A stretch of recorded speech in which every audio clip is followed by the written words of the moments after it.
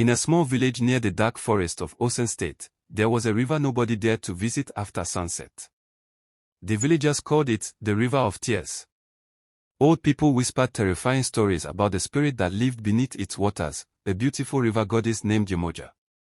They said she once protected the village many generations ago. The river never dried, fish were plenty, and crops flourished. But everything changed after greedy men stole sacred treasures from her shrine.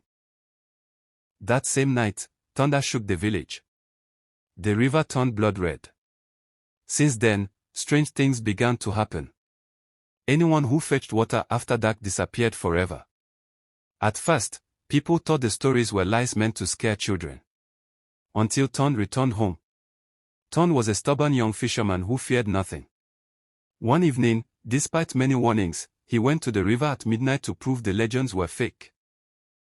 His friends laughed as he carried his lantern toward the forbidden waters. "You'll come back crying," one shouted. Ton only smiled. But when he reached the riverbank, the air suddenly became cold. The wind stopped. Even the insects became silent. Then he heard singing. A soft, haunting female voice echoed across the water. Ton froze. Slowly, a woman emerged from the river. She was unbelievably beautiful. Long silver hair flowed down her body. Her skin shimmered like moonlight on water. She wore white beads around her neck, and her glowing eyes stared directly into his soul.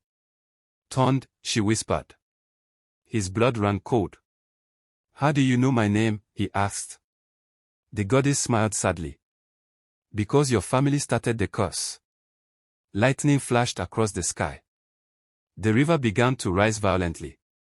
Ton tried to run, but invisible hands dragged him toward the water. Then the goddess spoke again.